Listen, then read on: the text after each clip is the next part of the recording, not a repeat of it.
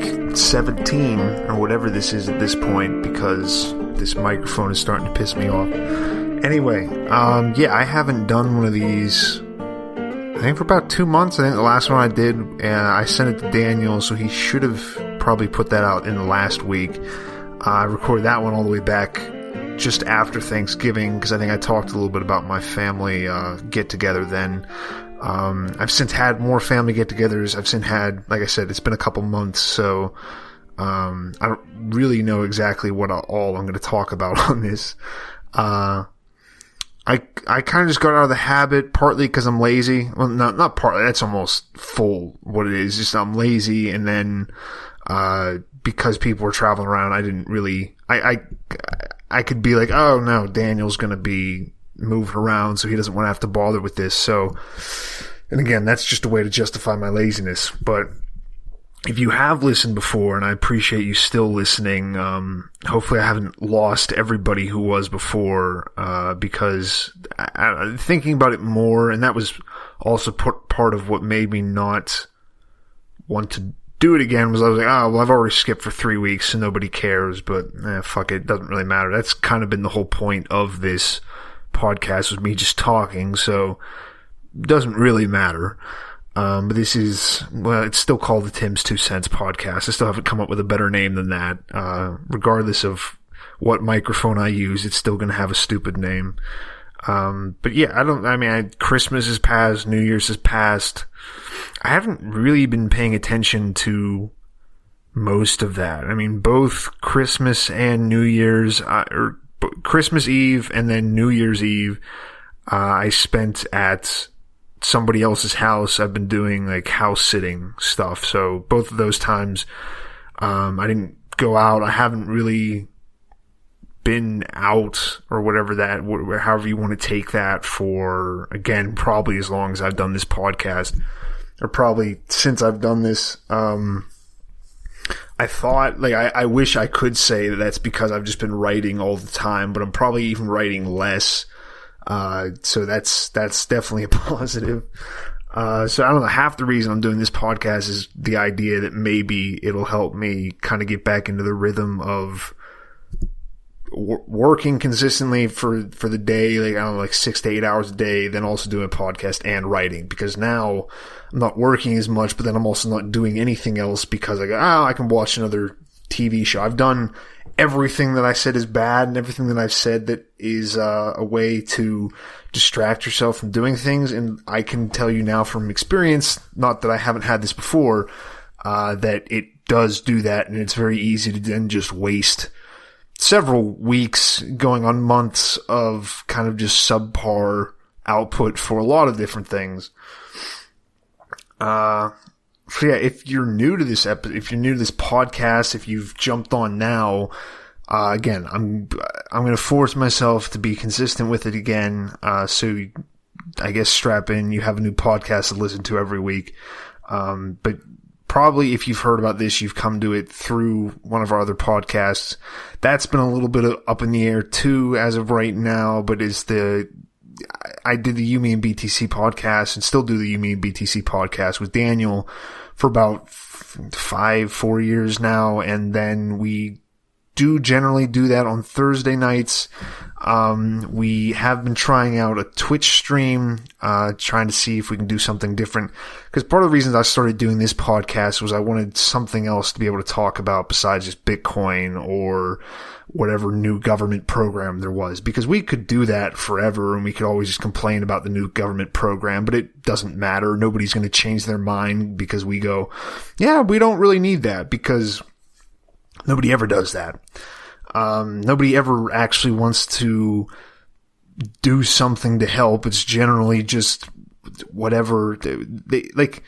It's what they think is going to help, but it's never like an actual drastic change to anything. It's just like, oh, we're going to make a law, and then that's now going to make people better because they need to be stopped from abusing their power. And people, whenever they have the choice to live the way they want to, always live in a bad way and don't do it correctly, and they don't do it in a smart way, and they don't do it in a socially positive way.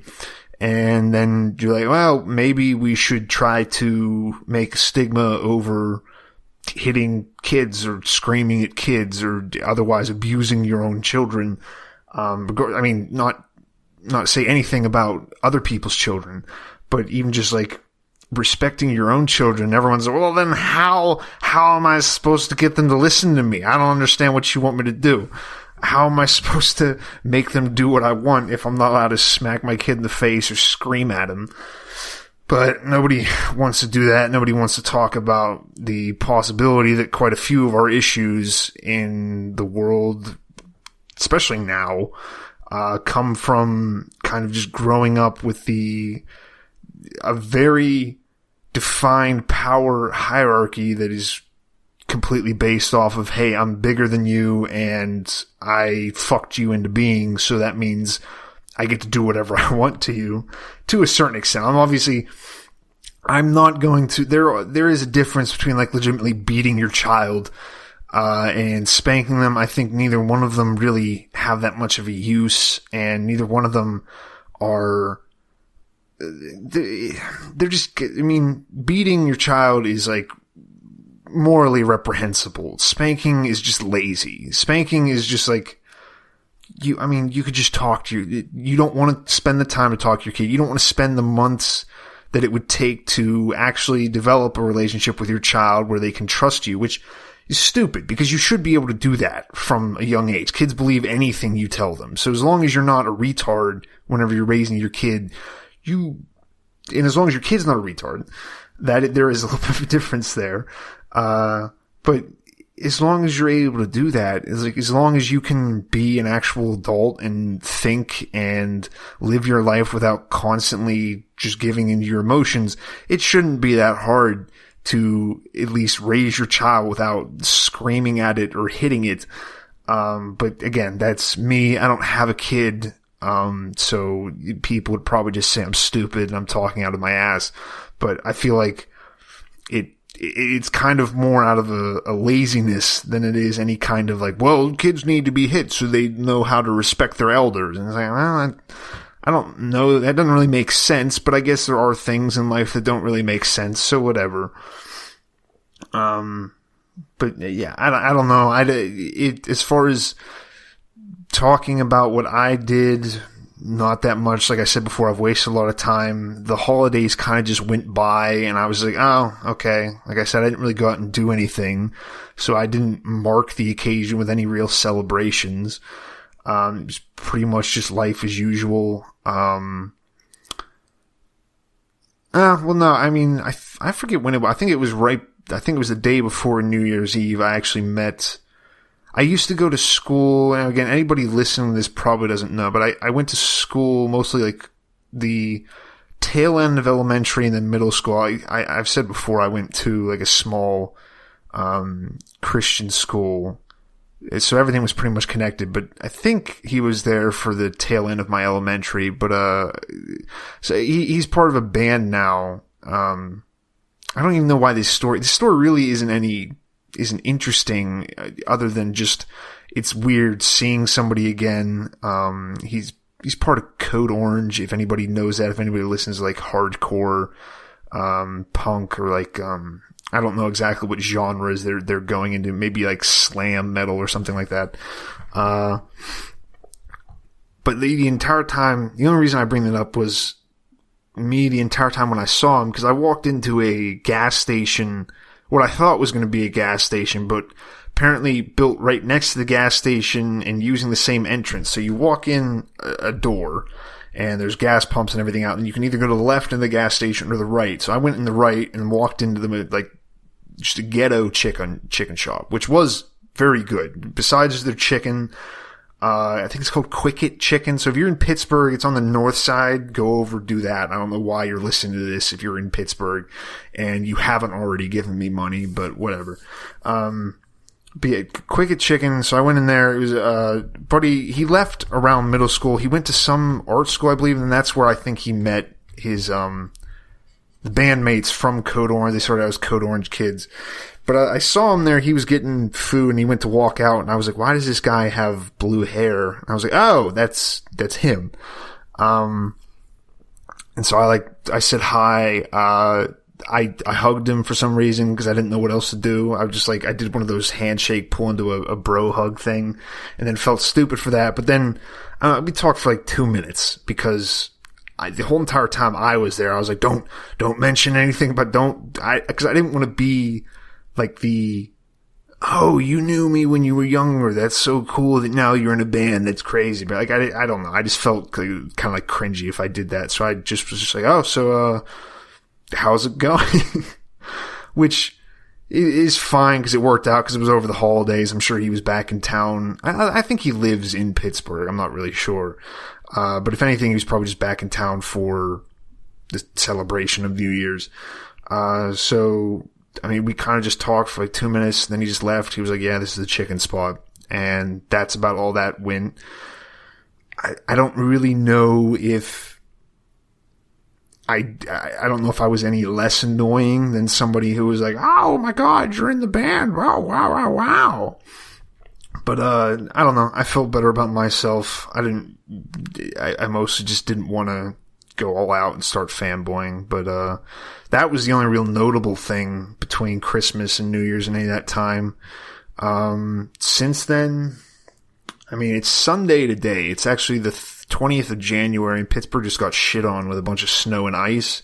But like the nice mixture where it's raining for a full day before, so then everything freezes as soon as it gets cold enough, and then it snows on top of that. So you just have like, I was driving around in the middle of Pittsburgh at 11 a.m. today, and roads were still just covered in snow. Like yesterday, the storm was supposed to fall yesterday. So I have this theory that when it didn't fall yesterday, everybody started complaining to the meteorologists on Twitter and being like, you're stupid. You don't know when things happen. And then all the plow people, like all the guys that are driving plows, probably like, fuck it. It's not going to happen. They just got drunk last night and then didn't wake up until noon or something. Cause I don't, for being what we always talk about, oh, it's this great city. It's one of the best places to live in the world. It could not have given a shit about the snow down in there. What else? I don't really know. I never really know what I'm going to talk about with these things.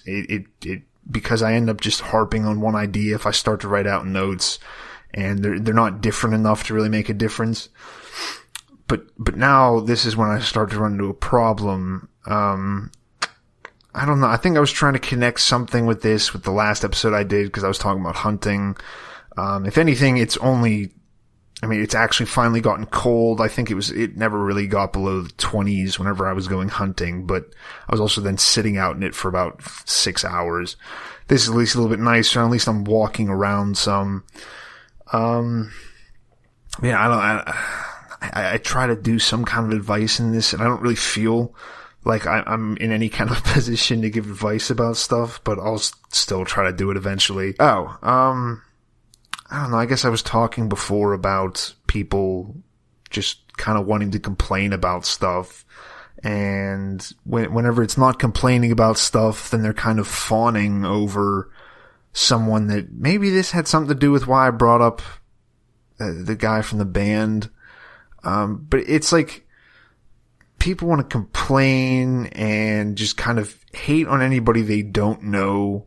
And I guess this also has to do with, I've just been getting annoyed at like Twitter in general, not just the people, but just like companies too, where it's this, like to buy anything anymore, it's not just regular advertising where we're like, this is going to make you get laid. This is going to make you be a better person. This is going to make you whatever. Now we're kind of just going full on like, oh, well, you want to buy soap? Does this company support every single person around you except the specific people that you don't like for whatever reason? And then anybody who's established though, like that's they can advertise. Most of us are just consumers of advertising. We're not advertising ourselves. We're not putting out like a public image with whatever we're doing. So we don't really have to worry about our own advertising. We kind of, like I said, just consume it. So mostly where we're talking about that it's just a consumption issue. As far as people who are putting out an advertising, there's like 2 ways you can do that. Again, I don't really know where this is going with. I think I'm trying to say that we're almost too supportive of, like, the momentum that people build up as far as being popular or being accepted by society. Like, if we're serious enough about cultural, whatever, like cultural morality or just morality in general being a serious thing, then someone shouldn't just be allowed to say whatever they want or do whatever they want just because they've kind of been knighted in the past. Like, it's like we have this, again, it's like a social culture. I don't know what you would call it, but it's almost like this made man system where if you've put enough dues or you've said the right things or you're the right person, sometimes it's just because of whatever it is, like your skin color or your sexuality, people kind of just get a pass to say shit and do shit that wouldn't be acceptable with anybody else, but because we're like, oh, well, they did whatever. And I mean, that's on either side. I'm not just talking about the left versus right thing. I'm just saying, like, in general, with people, and this could even be a personal thing, where you have people kind of in your life or in your idea of life, and you're around them enough, and I don't know, maybe they're shitty, they're probably annoying. Everybody's annoying though, but maybe they're like actually even a detriment to you, but because they maybe helped you a little bit before, or they were there one time, or they gave you a beer or a joint or something, we'll be like, no, they're good people, they're fine. It's like, well, no, maybe not. Like, you should probably look at this a little bit more objectively. But okay, this is, I think, where everything is kind of tying in with what I was kind of just babbling about advertising. Taking like an objective look at something, or trying to use and putting some effort into being nuanced about something and looking at something with its own kind of, in its own situation, instead of allowing whatever momentum we have or past feelings about something to just direct what we want to do, is not popular. I mean, again, I'm not picking on any particular group of people, but the whole, like, just being serious about, like, being serious, but then also not being this, like, sanctimonious cunt that everybody ends up being, where there's like, well, how could you even possibly think of this in a different way? I don't understand. You can't possibly say that. It's like, one, where it's probably a laziness thing, where like, you just don't want to put the effort into doing it. It's easier if you're going to have the emotional reaction, because we all have to admit that's fun. It's fun whenever you get to, oh, I'm mad and pissed off about something. I'm a United States voter and I hate my president, whether or not he's Donald Trump or Barack Obama, and I hate him because he says stuff on Twitter I don't like, and he says things on the news I don't like, blah, blah, blah. But if you try to make, like, so there's the laziness, but then if you try to make the point of, like, hey, let's look at this a little bit differently, then the whole, like, people, like, now people just criticize people because they call them a centrist, but it's kind of dependent upon the situation, because the same person who's getting called a centrist by one group is then also probably getting called a Nazi or a communist by another group, because it's all just about arguing now and not really doing anything but just kind of chest beating on Twitter and behind a keyboard, behind a fucking phone, not a phone tap screen keyboard, and we're just kind of like dogs at the end of leashes, just like just jawing at each other. And then as soon as anything like remotely physical happens, as far as a confrontation between two differing groups or two differing people, everybody freaks out like it's the end of the world. Everybody freaks out like it's the most awful thing imaginable, that people would fight over political distinctions. And then, I don't know if this is like a laziness thing or just our kind of aversion to, like, we're fine with emotional violence. We're fine with anything on Twitter. We're fine with watching stuff. But the idea of someone believing in something that enough that they want to punch somebody in the face or whatever, commit some kind of violence over, where it's like, how could you possibly be that evil and wrong and terrible to think that a political, like, to think the way that everybody did a couple hundred years ago, where you're just like, yeah, no, if somebody tries to stop me, they're trying to kill my family, they're trying to kill my nation, like, that's just what people did. They didn't give a fuck if it came across as, bigoted or, xenophobic. They were just like, nope, yep. Yeah, if you bother us, or even if we get the vague idea that you're going to bother us, we're just going to kill you. So we demonize both that extreme, and then we also demonize the extreme of the whatever centrist position you want to complain about, where it's just like, oh, well, you think because you see both sides of the question, you're so smart, aren't you? Wow, you have everything figured out. No, I'm going to take my position, which is extreme, but won't ever actually bleed into my physical life, because then that would actually require a little bit of determination and commitment on my part, and I don't really like the idea of that right now. That's why I don't have any kids. That's why I have multiple different dogs that I call my fur babies.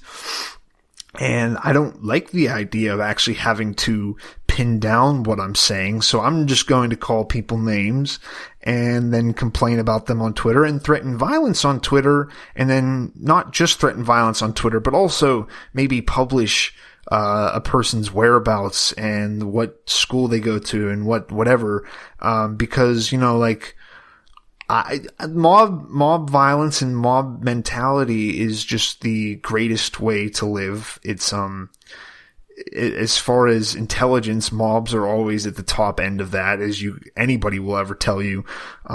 Mob decisions are the great ones. But as much as I'm making fun of that and being sarcastic, mob mentality is what we do, especially in any kind of a crisis. Everybody believes in, like, an individualism and how we're all separate people, when nothing really matters. And then as soon as something becomes an issue, or they see some great evil, and they're like, no, we all have to unite and as a tribe attack this thing and get rid of it and make sure that it never comes back again, because we will wipe this evil from the world and then everything will be great after it.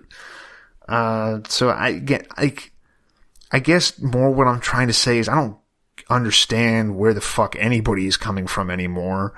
I don't know that I ever did, so that it's not that big of an issue. It's not like I'm like, how could anybody ever get to this point where we're not logical? It's like, we've never been logical. It